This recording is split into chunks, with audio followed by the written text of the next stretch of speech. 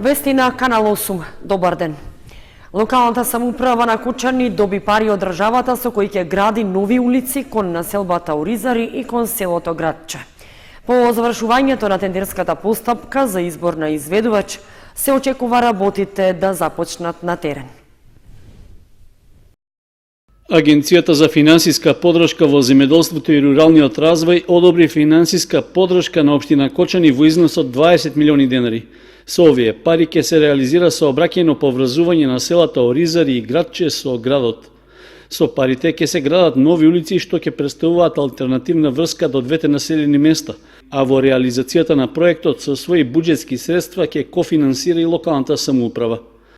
Од општината велат дека е излезено на барањето за реализација на овие проекти од страна на агенцијата, односно позитивно е одговорено со одобрување на целосната побарана сума, што всушност представува максимален износ на средства според распишаниот повик. Планираното учество на општината е во висина од близу 4,2 милиони денари. Според стручните служби во општина Кочани по изборот на најповолен понудувач за реализација на оваа инвестиција ќе се работи на изградба на дел од улицата Енгелсова што води кон Оризари. Исто така ќе се гради и улицата Мишо Арсов кон местноста Пресечена скала, која што излегува на главниот пат до селото Градче. Должината на двете сообраќајници е околу 2 километри. Реализацијата на проектите е овозможена со мерката Развој на јавната инфраструктура во руралните средини преку програмата за финансиска подршка на руралниот развој. Сдруженијето ИНИ од Виница во наредниот период ќе спроведува истражување на нарушување на работничките права во компаниите во источниот регион. Проектот е помогнат со средства од Европската унија, а конечните резултати се очекуваат до крајот на годината. Сдруженијето Иницијатива на невработени интелектуалци ИНИ од Виница почнува проект за истражување на бројот на прекрашување на правата на работниците во компаниите во источниот плански регион. Целта е да се зголеми јавната свест за овој проблем, како и да се иницира поголема ажурност на надлежниот инспекторат. На почетната средба со дел од членовите на Сдруженијето беше представена главната идеја поради која ќе се работи проектот, насловен "Граѓанинот е вистински инспектор". Во негови рамки предвидено е да се креира и електронска платформа на која што работниците чии права се прекршени ќе можат да ги прејавуваат неправилностите. Да ги мобилизираме трудовите инспекторати да излезат на терен да реагираат по прекршени работнички права. Истовремено сакаме да направиме електронска платформа преку која граѓаните, односно вработените пред себе приватниот сектор ќе можат да се пожалат за прекршени права, но најглавна цел е всушност сите заинтересирани страни и институциите, и локалните власти, и граѓаните да најдеме заеднички јазик како да се подобри положбата на работникот во приватниот сектор во источно-планскиот регион. Од Сдруженијето ИНИ од Виница информираа дека во рамки на проектот ќе се одржат 7 едукативни работилници на кои ќе се зборува за законот за работни односи и ќе се направи обид да се детектираат најголемите проблеми за прекршување на работничките права. Врз основа на сите овие состаноци, работни средби, ќе направиме полиси бриф кој ќе го испратиме до донесувачите на одлуки, донесувачите на законот за работни односи кој што е во моментот во прва фаза и да имаме поквалитетен закон во интерес на сите граѓани во источно-планскиот регион. Проектот "Граѓанинот е вистински инспектор" и истражувањето од него е финансирано со средства од Европската унија. Проектот се реализира во соработка со Фондацијата Метаморфозис од Скопје, како и Сдруженијето Надеж од Македонска Каменица. Крајниот рок за прибирање и презентирање на податоците е до крајот на годината. Новиот претседател на Ловечката федерација на Македонија најавува комплетно нов закон за ловство. Деновиве во Виница беа пуштени околу 400 фазани од страна на ловното здружение Белкамен. Пред стартот на ловната сезона од 2 август низ ловиштата во Виница, деновиве беа пуштени околу 400 фазани од страна на ловното здружение Белкамен, кое веќе 9 години е концесионер на ловиштата во Виничко. Беа пуштени околу 150 фазани во ловиштата во Виница. Тоа не е годишна програма по ловостопанската основа. Значи во два терена, терен број 3 Дрогобрашни, терен број 4 Виница. Значи сукцесивно ќе бидат пуштени околу 350 до 400 фазани. Ловното здружение Бел камен е концесионер веќе 9-та година на 4 ловишта. Тоа се 2 ловишта за крупен дивеч и 2 ловишта за сиден дивеч. Ловиштите за крупен дивеч се на 20 години, а ловиштите на сиден дивеч се на 10 години. Пофални зборови за успешното менаџирање на ова здружение стигнаа и од првиот човек на Ловечката федерација на Македонија, Ватко Алексовски. Новиот претседател најавува и комплетно нов закон за лов по брза постапка. Ќе имаме изработка на комплетно нов закон за ловство.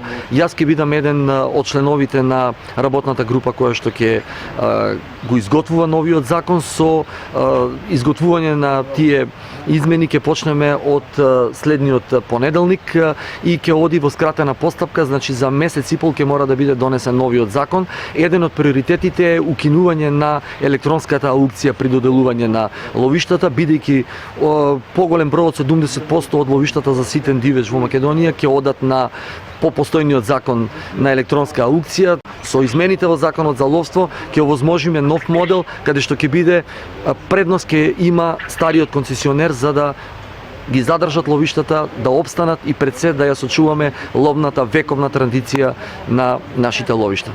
Во Македонија има 74 концесионери, 4 се државни и едно факултетско ловиште. Во Виница, ловното друштво Бел камен веќе 9-та година е концесионер на 2 ловишта за крупен дивеч на 20 години и на 2 ловишта за ситен дивеч на 10 години. Ниските откупни цени на луцерката го намалија интересот кај земјоделците за нејзино производство. Со намалувањето на откупните цени се намали источниот фонд и не се исплаќа да се произведува. Подоходовна култура со повисока откупна цена е пченката, за која повеќе се заинтересирани да ја произведуваат. Производството на луцерка станува неисплатливо. Ниските откупни цени на оваа култура кои варираат последниве години, но овој пат паднаа на најниско ниво или се откупува по цена од 5,5 денари за килограм, е причината поради која земјоделците ќе го менуваат производството. Велат производството на јонџа станало нерентабилно. Со намалувањето на откупните цени се намалил источниот фонд и не се исплаќа да се произведува. Сега нивите некои земјоделци не ги наводнувале и поради ниската откупна цена ги оставаат по 2 до 3 откоси. Почнуваме со 6,15, 6,20, 6,30, се различни од цената. Значи втори откос одма рипаше на 7, 7,30, 7,50, 8 денара. Значи имаше добра цена, но за жалост точниот фонд се намалува и цената на луцерката се намалува, значи имаме многу голема површина насеяна не само во Врсаково и околните села, Мустафино, Ерџилија, Балан. Значи сите земјоделци гледаме дека луцерката е најдоходовна да се сее и сите садеме. Значи сега имаме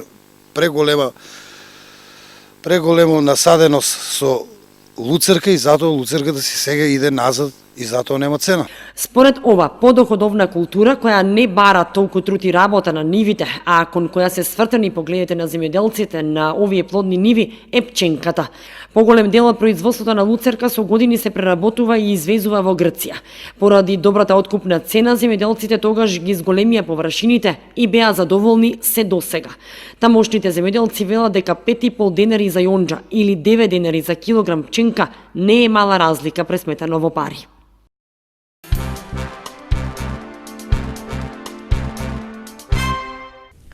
Седум деца од социјално ранлива категорија семејства од Кучани се пријавиле за искористување на можноста за бесплатен одмор. Тие заедно со својата придружба и со волонтери од Црвениот крст ќе заминат на летување во одморалиштето Мајски цвет во Струга. Години наназад и во Кочани успешно се реализира проектот бесплатно летување за децата од социјално ранливи категории. Како дел од групата за летување што ја реализира Министерството за труд и социјална политика во соработка со центрите за социјална работа, годинава од Кочани се пријавиле 7 деца, информираат од центарот. Во присуство на нивните родители, од кои што 7 деца плюс 6 родители и плюс 1 волонтер од Црвениот крст ќе присуствуваат во детското одморалиште Мајски цвет во Струга од 23 во периодот од 23 до 29 јули оваа година. Во оваа насока ние како меѓуопштински центар и како пред се како министерство го поддржуваме овој проект и го иницираме и го продолжуваме, бидејќи станува збор за добра практика која што е востановена и ние понатаму оваа активност ја продолжуваме. Ние како меѓуопштински центар се организиравме дополнително на сето ова и лице од Центарот за социјални работи од Кочани јас го задолжив да присуствува на приемот и испраќањето на децата и на враќањето и да го ја организира целата работа. Во таа насока децата ќе бидат сместени и нивниот престој таму ќе биде целосно мониториран и нема да бидат оставени да бидат сами. Со проектот им се помага на оние семејства кои што се во најтешка состојба и кои немаат доволно средства да ги испратат своите деца на одмор. Корисниците на овој проект добиваат 6 полни пансиони, превоз до дестинацијата, но особено значајно е што се анимираат, летуваат и имаат можност да се дружат со врсници од сите краеви на Македонија. Освен летување, предвидено е и зимување за овие категории на деца, истакнуваат од центарот.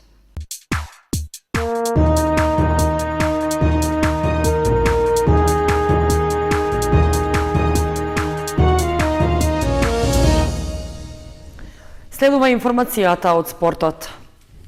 Планинарскиот спортски клуб Осогово од Кучани го реализираше планираниот Петровденски планинарски марш. Членовите на клубот, како и гости, пешачеа на патеката од манастирот Свети Пантелеймон до локалитетот Раткова скала. Планинарско-спортскиот клуб Осогово од Кочани го реализираше традиционалниот планинарски марш по повод празникот на градот Петровден.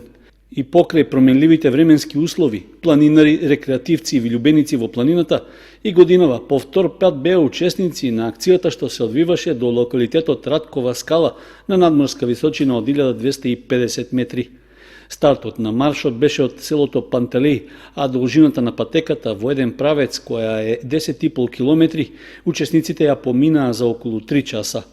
Без проблеми беше и навраќањето по патеката, која во изминатиот период од страна на планинарскиот спортски клуб беше целосно исчистена, трасирана и маркирана со повеќе знаци и патокази.